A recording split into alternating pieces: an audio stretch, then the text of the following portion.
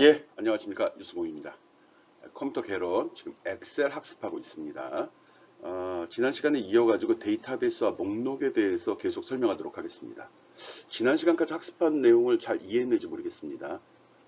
엑셀 학습하면서 가장 학생들이 힘들어하는 부분이 어디냐고 그러면은 함수하고 이 데이터베이스 부분이거든요. 근데 데이터베이스가 함수보다는 쉽습니다. 그렇지만 이제 데이터베이스가 나중에 많은 양의 데이터를 처리할 때 굉장히 유용한 기능이기 때문에 이 부분을 조금 신경 써서 학습해 주기 바랍니다. 예, 한번 시작해 보겠습니다.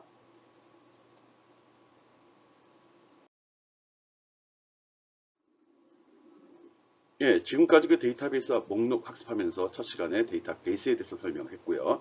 지난 시간에 데이터의 정렬과 필터, 이 두 가지에 대해서 주로 설명을 했습니다. 아직은 뭐 데이터베이스라는 개념보다는 데이터를 처리한다, 데이터를 정돈하고 거기서 내가 원하는 데이터만 골라서 본다, 이 정도로 느꼈을 거라고 생각합니다.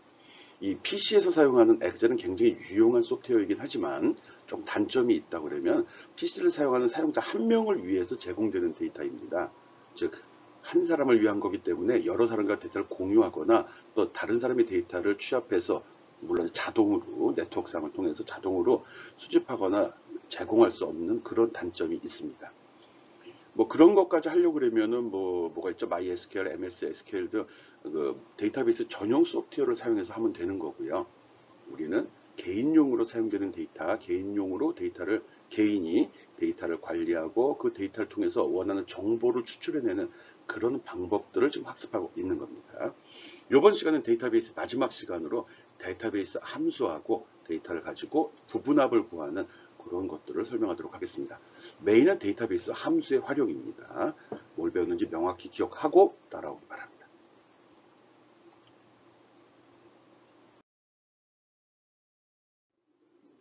예, 데이터베이스 함수 레코드들을 필터링하지 않으면서 요약된 값을 반환한다. 앞에서 배웠던 필터 같은 경우는 데이터를 골라내는 효과만 있는 거지 골라낸 데이터의 어떤 값을 개수를 헤아린다든지 또는 그 값의 합을 또는 평균을 구하는 그런 기능은 수행하지 못했습니다. 그런 부족함을 보충하기 위해서 데이터베이스 함수라는 게 지원이 되는데 여기 보이는 것 같이 이런 것들이 대표적인 데이터베이스 함수들입니다. 데이터베이스 내 목록이라고 해도 되고 데이터라고 해도 데이터베이스로 상관이 없습니다. 보통은 그냥 테이블이라는 이름으로 사용하고 있고요.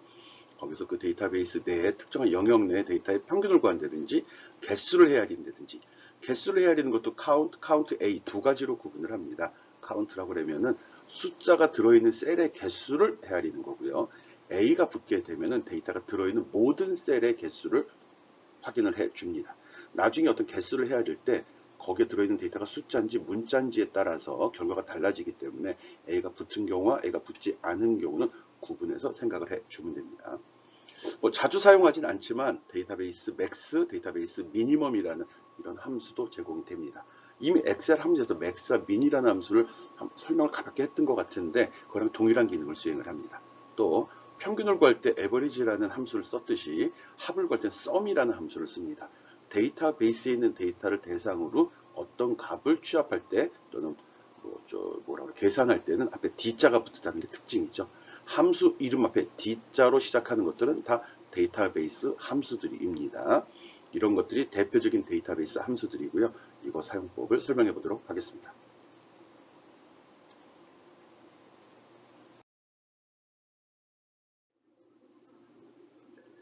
예, 기본적으로 데이터베이스 함수들은 함수는 보통 이제 어떤 이름이 주어지고 뒤에 괄호가 있어가지고 대상이 되는 데이터나 조건들을 설정하도록 되어 있습니다. 데이터베이스 함수들은 이 괄호 속에 설정하는 값들이 다 동일합니다. 그나마 다행이죠. 한 데이터베이스 함수에 대해서 원리를 제대로 이해했다 그러면은 앞에 이게 합인지 평균인지 개수인지 최대값인지 최소값인지 그 이름만 요 앞에 데이터베이스 함수 명만 바꿔주게 되면 동일한 원하는 결과를 얻을 수 있습니다. 그리고 설정되는 값은 동일한 형식을 가지고 있습니다. 여기서 데이터베이스라고 이야기하는 것은 목록을 얘기하는 거거든요. 그래서 빈 칸이나 빈 줄로 구분되어 있는 이 한 덩어리의 데이터들을 이야기합니다. 보통 목록 또 테이블이라고 이야기를 했습니다. 그리고 여기 열이라고 주어져 있는 부분은 대상이 되는 거죠. 내가 이거에서 어떤 부분의 값들을 계산할 건지 그 합한 계산하는 그 대상을 이야기합니다. 열의 합, 평균 또 이런 걸 계산할 때 그걸 이야기하는 거거든요. 그래서 이 데이터베이스 테이블이 데이터베이스 목록이 이게 첫 번째, 두 번째, 세 번째, 네 번째 이런 식으로 몇 번째 열인지를 숫자로 직접 지정해도 되고요. 아니면 요 윗부분에 적혀있는 제목 있죠. 보통 필드명이라고 이야기했던 부분. 요 이름을 따옴표로 감싸서 이렇게 급여, 또 이름 이런 식으로 지정해도 됩니다. 그 열 부분은 열의 위치를 지정해도 되고 필드, 열의 제목, 필드명을 지정해도 된다는 거죠. 그리고 이 조건인데 이 조건이 일반적인 엑셀 함수를 쓰는 것과 조금 다릅니다. 이 조건은 기준이 들어있는 범위를 이야기하는데 특이한 점은 위에 제목을 주고 그리고 찾고자 하는 기준값을 여기다 집어 넣어줘야 되는 겁니다. 이게 하나의 세트가 돼서 이거를 조건이라고 이야기합니다. 조건이 일반적인 함수에서 우리가 엑셀 함수에서는 그냥 그 값을 덜렁 주면 됐었는데 여기서는 어떤 항목인지 즉 필드명하고 실제 데이터 이 두 가지를 지정해야 된다는 겁니다. 물론 그 함수 위자드를 쓰게 되면 이런 식으로 창이 나와서 여기다 데이터베이스 범위를 지정하면 그것이 무엇인지를 미리 보기로 제공을 하고요. 필드 부분도 입력하게 되면 바로 표시가 됩니다. 숫자를 집어넣으면 숫자에 대한 것도 나오겠죠. 그리고 조건 부분도 이렇게 영역으로 지정을 해줍니다. 여기 제목이 나오고 데이터 값이 나온다고 그랬죠. 이 영역을 지정해 줘야 된다는 겁니다. 이 필드 부분이 좀 특이한 거는 위치를 지정할 수도 있고 제목을 지정할 수 있다는 거 그 두 가지만 조심하면 됩니다. 그리고 이 위자드 창에서 쓸 경우, 위자드 창을 이용할 경우는 그 결과도 즉시 확인할 수 있습니다. 그래서 내가 설정한 값이 맞는 건지 틀린 건지를 바로 확인할 수 있습니다. 데이터베이스 함수의 기본적인 형태, 이거 잘 기억해 주기 바랍니다. 속에 데이터베이스, 열, 조건, 이 세 가지 항목이 들어간다는 거 기억해 주고요.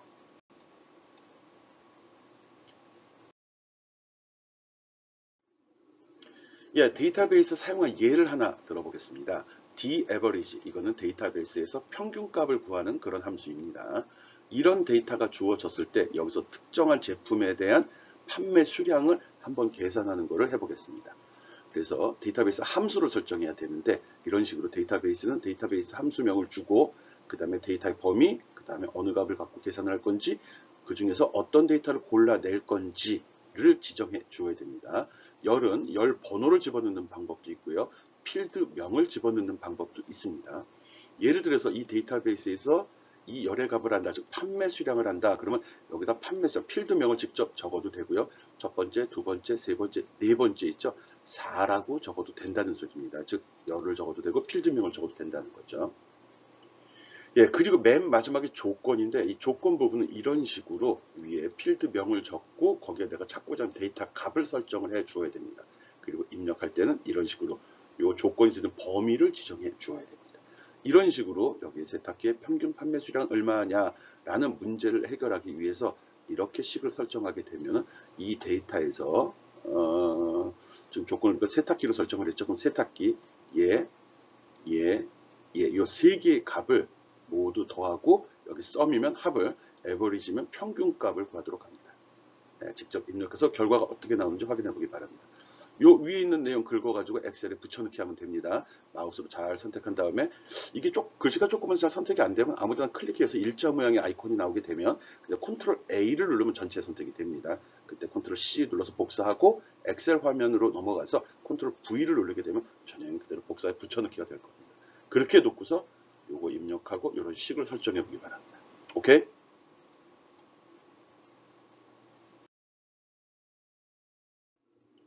예. 앞에 설명한 그거를 실행시키게 되면은 요 조건에 맞추어서 세탁기 하나, 둘, 세 개를 찾아내고 그리고 조건에 요 네 번째 필드 또는 판매 수량이라고 대상을 지정을 했죠. 그럼 12, 16, 8 이걸 더한 다음에 합은 36이 되겠죠. 그리고 데이터 개수는 하나, 둘, 세 개가 되니까 3으로 나눠서 12라는 숫자가 여기에 표시가 될 겁니다. 이렇게 나오는지 잘 확인해 보고요. 함수식이 어떻게 구성되어 있는지도 확인해 보기 바랍니다. 오케이?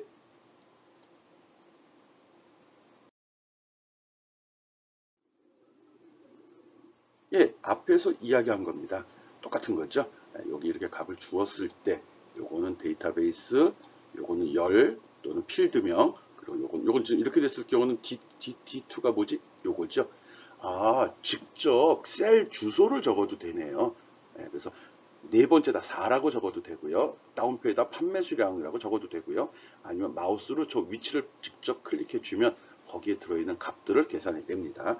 그리고 전체 데이터베이스에서 계산할 대상은 이렇게 조건 범위를 지정을 해줍니다. 여기다 이거 여러분 직접 입력해 줘야 됩니다. 이렇게 입력한 다음에 이 세탁기 이 부분만 바꿔주게 되면 값이 바뀐다는 거죠. 또 이런 작업을 직접 타이핑을 쳐서 이렇게 입력하다가 긴가민가 싶을 때는 위에 수식 입력창에 보면 이런 부분이 똑같이 표시가 됩니다. 이때 이 FX 버튼을 누르게 되면 이런 창이 표시가 되고요. 그리고 직접 구체적으로 볼 수 있고요. 그 결과도 확인할 수 있습니다. 결과가 확인되기 때문에 내가 설정한 식이 맞는지 틀리는지 손으로 계산하니까 비교해 보면 되는 거죠. 이런 식으로 입력하는 게 정상적인 겁니다.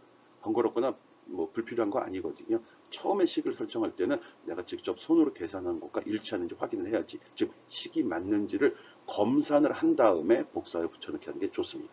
오케이? 데이터가 좀 틀린 것 같은데 뭐 기본적으로 원리를 설명하는 거니까요. 데이터가 앞에 거나 9까지 있었는데 8까지만 있네요. 그런 점은 참고해서 하고요. 좀 그림이 틀리게 나와도 알죠? 여러분 똑똑한 사람들이니까요. 잘 상황에 맞춰서 설정하기 바랍니다.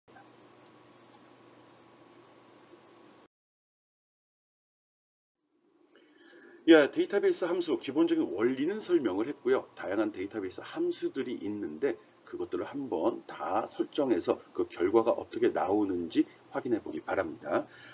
아래쪽에다가 이렇게 전체 목록을 다 복사해 붙인 다음에 이런 식으로 값을 설정을 하고서 그리고서 여기다가 이 함수들 이건 단순하게 텍스트로 넣은 겁니다.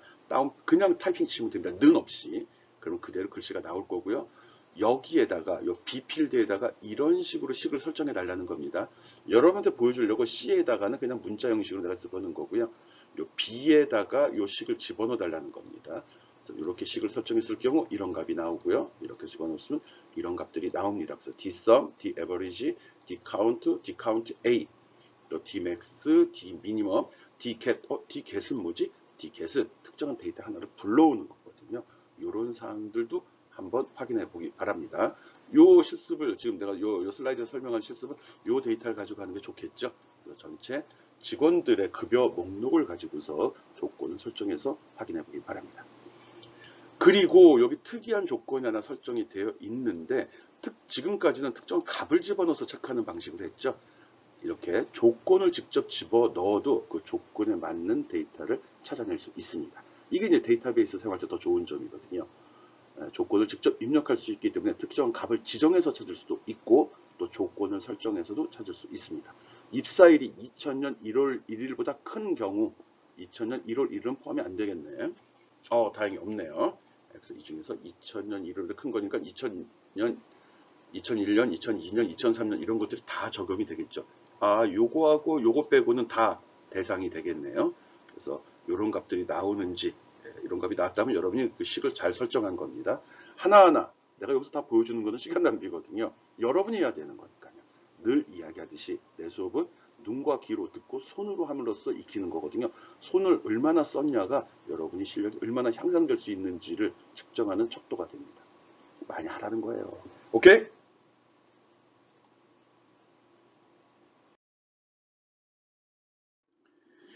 앞에서 했던 게 좀 부족함이 있을 것 같아서 별도로 실습 문제 냈습니다. dsum, dcount 함수를 써서 하는 거거든요. 이런 식으로 기본적으로 주게 되면 밑에 입력하는 도중에 밑에 설명이 나옵니다. 그래서 전혀 모른다 하더라도 천천히 타이핑하다 보면 조금만 기다리면 바로 이런 도움말들이 나오기 때문에 이걸 이용해서 설정해 보기 바랍니다. 이 문제는 매장별 상품 판매 목록이거든요. 판매 현황을 정리한 목록인데 조건을 만족하는 셀들의 합과 셀의 합과 셀의 개수, 개수를 구하는 함수 한번 사용해 보라고 그랬네요.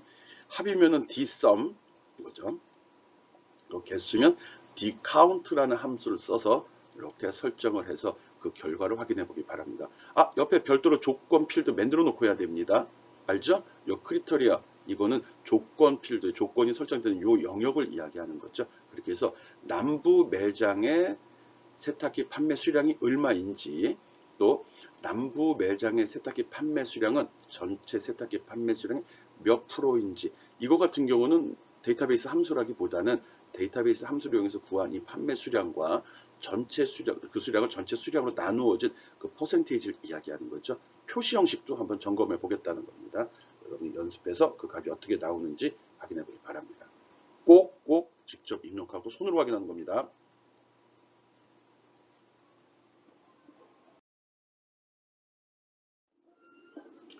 예, 그 다음은 부분합입니다. 부분합.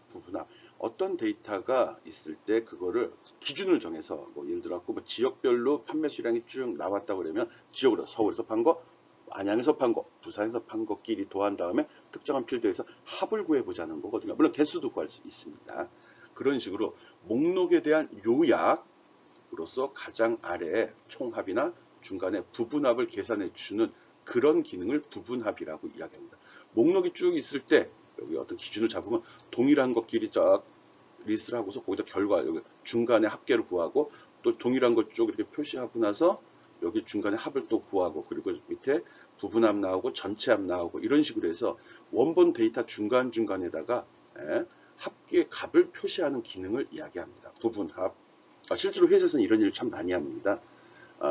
급하게 할 때 실제로 형식적인 틀로 표를 이쁘게 꾸미기 전에 부분적으로 해서 그 값들이 어떻게 나오는지 확인해 보고 싶다. 그러면 마우스로 쭉 긁어서 범위를 지정하면 밑에 상태바에 합계 개수 평균들을 볼 수도 있지만 화면상에 워크시트 상에다가 임시적으로 그 결과를 다 표시해 주자는 거거든요.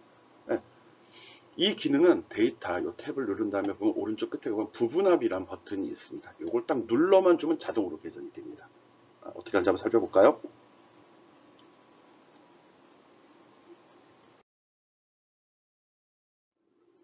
예, 부분합 설정 창이라는 게 있습니다. 내가 그 데이터베이스 목록, 이 목록한 특정한 곳에다가 마우스 커서를 갖다 놓고 바로 부분합 버튼을 누르게 되면 영역이 자동으로 선택이 됩니다. 그리고 이런 창이 제시가 되거든요. 여기에서 내가 항목을 선택을 합니다. 나는 카드 종류를 기준해서 합을 구하고 싶어. 기준을 잡아줬죠. 그리고 합을 구하는 대상은 사용 금액에 대해서 합을 구해줘. 그 소리입니다. 오케이? 이렇게 확인하게 되면은 카드 종류 그리고 밑에 사용 금액 선택한 다음에 여기 사용할 함수를 지정하게 하거든요. 그래서 그거에 대한 합계 사용 금액인데 이거의 개수인지 평균인지 최대 최소 곱 이런 걸 다 선택해서 선택할 수 있거든요. 그림이 이렇게 돼서 좀 헷갈리긴 하는데 여기 어느 걸 기준으로 할 거고 무슨 계산을 할 건지 그리고 어느 데이터를 대상으로 한다. 이 세 가지 항목만 여러분이 선택해 주고 확인을 누르게 되면 바로 화면에 그 부분합이 들어가 있는 목록을 볼 수 있습니다. 또 이렇게 설정되어 있는 걸 제거할 때 모두 제거란 버튼을 누르는데 뒤에서 다시 한번 설명하도록 하겠습니다. 목록 안에 마우스 커서를 위치한 다음에 데이터의 부분합 버튼을 누르게 되면 이 창이 제시가 되고요. 여기서 어떤 걸 기준으로 무슨 계산을 할 거고 그 계산되는 대상은 누구다. 이 세 가지 항목만 선택을 해주고 확인을 눌러서 그 결과를 보기 바랍니다. 오케이?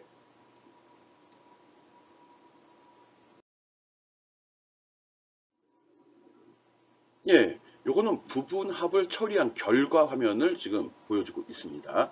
이런 데이터가 있었는데 카드 종류를 기준으로 해서 합을 구해라. 그리고 합을 구하는 대상은 사용 금액이다 이거거든요. 이렇게 해서 딱 실행을 시키게 되면 이런 식의 결과가 나옵니다. 참 하나 빼먹었네요. 부분합을 처리하기 전에는 꼭 그 데이터는 정렬이 되어 있어야 됩니다. 기준이 되는 항목, 카드 종류를 기준으로 해서 내가 부분합을 구하겠다라고 생각을 했다면 정렬 기능을 이용해서 카드 종류 기준으로 정렬을 시켜놔야 돼요. 즉 소팅을 해 놓아야 됩니다. 그래야지 묶여있기 때문에 묶은 단위로 해서 합을 구할 수 있는 거죠. 만약 저게 정렬이 되어 있지 않은 상태로 뽑았다면 여기 똑같은 항목이 여기저기에 막 나오게 되는 겁니다. 그런 점 알고요. 정렬을 한 이후에 부분합을 수행을 해야 된다. 꼭 알고 있기 바랍니다. 또 부분합을 수행하게 되면은 이렇게 나왔죠. 항목이 몇 개냐에 따라 틀린데 여기에 보면 이렇게 왼쪽 줄번호 왼쪽 편에 줄번호가 나왔죠. 이 왼쪽 편에 이런 식으로 단계 표시가 되어 있습니다. 이 마이너스 버튼을 누르게 되면 이런 식으로 줄어들게 됩니다. 내가 보는 거는 요약된 부분합 서브 토탈이라고 보통 하죠. 이 금액을 보고자 하는 거죠. 상세 내역을 보고자 한다면 더하기를 딱 누르게 되면 전체 내역도 이렇게 표시돼서 그 항목도 볼 수 있는 거고요. 그러니까 많은 데이터가 있을 때 요약해서 볼 거냐 아니면 펼쳐서 볼 거냐 이런 기능도 제공된다는 거 알고 있기 바랍니다. 어떻게 쓰는지, 또 화면 왼쪽에 표시된 내용이 무엇을 의미하는지도 이해해 주고요.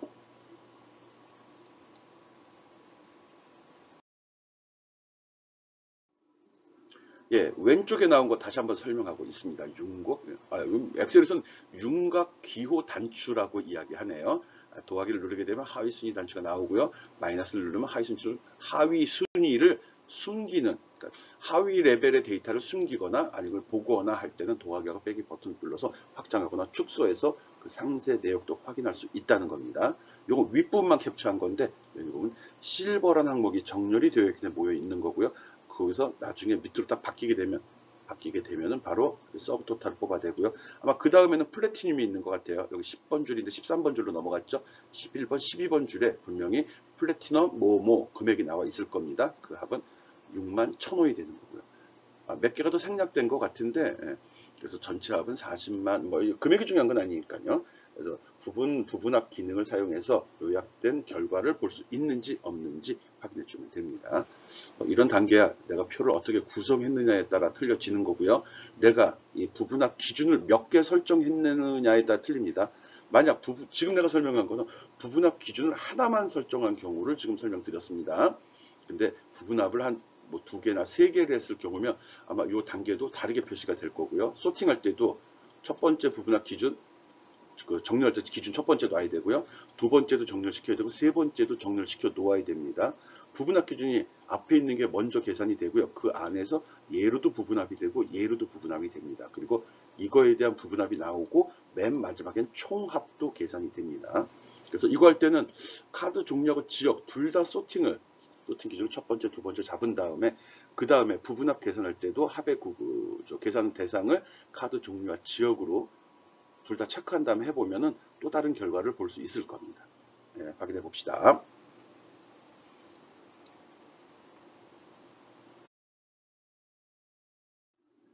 예, 부분합을 확인해 보라고 실습 예제 제시했습니다. 이 데이터 이용해서 하는 걸로 합시다.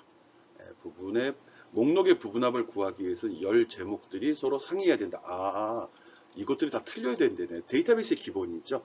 또 필드명이라고 하는데 이 이름이 동일하게 되면 동일한 데이터로 취급이 되는 거죠. 동일한 데이터를 2개씩 갖고 있다는 게 좀 문제가 있는 거고요. 이름을 줄 때는 잘 조심해서 부여를 하고요. 데이터베이스는 기본입니다. 혹시 동일한 이름으로 된다 하면은 다시 1, 다시 2 이런 식으로 해서 어쨌든 구분이 될 수 있도록 해야 되고요. 또 하나 중간에 빈 칸이 없어야 됩니다. 빈 칸이 들어가 있으면 그것도 하나의 내용이 틀린 건 있는 것과 없는 건 다른 거 되거든요. 그래서 빈 칸이 없도록 구성해야 된다는 것도 알고 있고요. 또 아까도 얘기했듯이 부분합을 적용할 열은 꼭 정렬이 되어 있어야 됩니다. 그래야지 정확한 부분합을 구할 수 있습니다. 부분합은 그룹을 변경되는 곳마다 새로운 행이 추가되고 거기에 이런 값들이 표시가 되는 겁니다. 목록에 포함된 레코드의 윤곽과 요약을 보여줍니다. 이렇게 말이 더 힘들어.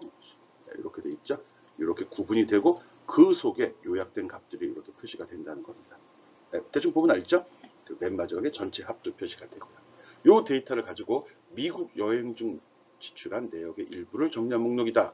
이게 그거란 소리죠. 거기서 유형이 뭐죠? 여기 비목, 그것도 비목이라고 비용의 목록이라는 소리죠. 이거를 기준해서 지출 금액의 합을 구해봐라. 지금 무슨 소린 거 아니? 식비 있고요. 잡비 있는데 이런 거를 정렬한 다음에 정렬하면 이런 식이 되겠죠. 이런 다음에 정렬하고 그 다음에 부분합 들어가는 겁니다. 부분합 시키면 이 그림이 나온다는 거예요. 그래서 똑같이 따라서 한번 설정하고 그 결과가 이렇게 나오는지도 확인해 보기 바랍니다. 실습을 통해서 익히라고 계속 강조하고 있습니다. 왜 이런 얘기하면 바로 중간평가 들어가야 되죠. 그때 이 기능 설명하라고 할 겁니다.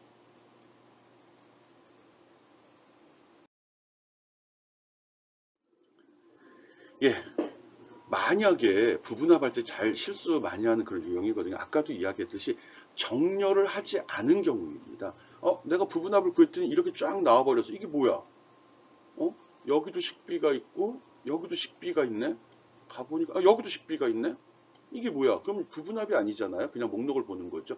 이 부분합의 이 합계 금액이 의미가 없어지는 거죠. 왜 이렇게 되는 거죠? 맞아요. 정렬을 하질 않았거든요. 정렬. 소트라고 하는 정렬을 하지 않아서 그럽니다. 여기서 그룹할 항목 있죠. 이 항목에 대해서는 꼭 정렬이 되어 있어야 된다는 거 알아주기 바랍니다. 확장시키면 여러 개 선택할 수 있습니다. 확장시키면 여러 개 선택할 수 있거든요.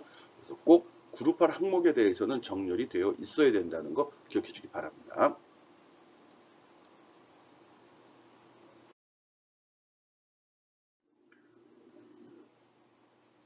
예, 요거는 보니까 정렬이 안 돼 있죠? 그래서 이렇게 해서 소트로 들어가서 유형을 기준으로 부분합을 구할 거지. 그럼 유형 선택한 다음에 확인 눌러주면 됩니다. 이때 오름차순, 내림차순 크게 영향을 주진 않습니다. 근데 보통 우리가 가나다 순으로 하는 게 좋죠. 그럼 오름차순 점점 커진, 가보단 나가 더 크니까 그런 식으로 오름차순 하는 게 좋을 것 같습니다. 그래서 이렇게 실행시키면 이렇게 정렬이 되고요. 이 데이터를 갖고 부분합을 해야 되겠죠. 이때 꼭 유형을 기준으로 해도 유형이 잘 정돈되어 있는지 확인을 해 주어야 합니다.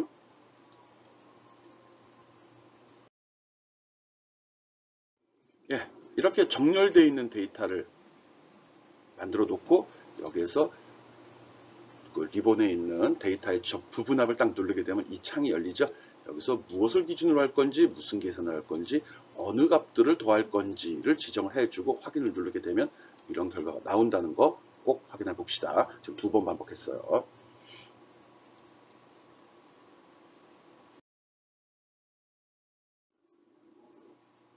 예, 부분합의 제거입니다. 이 부분합 결과가 이렇게 나왔을 경우 이게 그대로 유지가 돼 버립니다. 그래서 데이터를 수정하고 싶다 이럴 때 또 여기서 수정한다고 달라지는 게 거의 없거든요. 그러다 보니까 이게 이렇게 나오는데 뭐 잘못된 게 있네, 기준을 바꿔서 해야겠다, 또는 데이터가 빠졌네, 추가해서 해야겠다 이럴 때는 꼭 부분합 버튼을 눌러서 이 부분합 창이 나온 이후에 왼쪽에 아래쪽 왼쪽에 모두 제거라는 게 있거든요. 이걸 딱 클릭하게 되면 화면이 이렇게 변합니다. 즉 이 화면이 이렇게 다시 원래대로 돌아간다는 거거든요.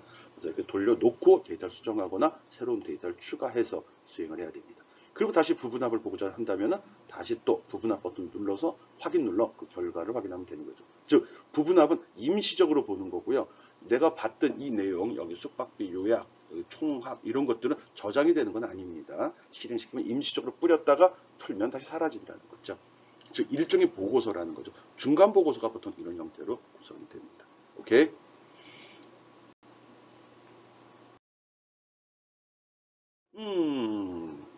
이렇게 해서 데이터베이스와 목록에 대한 설명이 끝났습니다. 지금까지 한 게 잘 기억이 되고, 기억이 나고, 잘 이해했는지 모르겠습니다. 데이터베이스가 뭔지, 또 데이터를 정렬, 소팅하는 거, 또 데이터 원하는 데이터만 골라서 보는 거, 또 전체 데이터 중에서 특정한 기준에 의해서 값을 계산하는 거, 개수를 헤아리는 거, 요거랑 틀린 점이 있다면 얘는 데이터를 보는 게 목적이고요. 데이터 값들을 계산하는 게 목적은 얘있죠. 그 부분하고요. 또 임시 보고서 형식의 부분합. 그래서 기준을 설정하면 그 기준에 따라서 어떤 값들을 개수를 헤아린다든지, 아까 개수는 하지 않았네. 네, 거기서 개수 체크하면 개수로 나옵니다. 여러 항목 체크하면 여러 항목의 값이 나오기도 합니다. 그래서 이 부분합은 또 어떻게 쓰고 어떻게 활용하는지도 잘 기억해 주기 바랍니다. 예, 수고했습니다.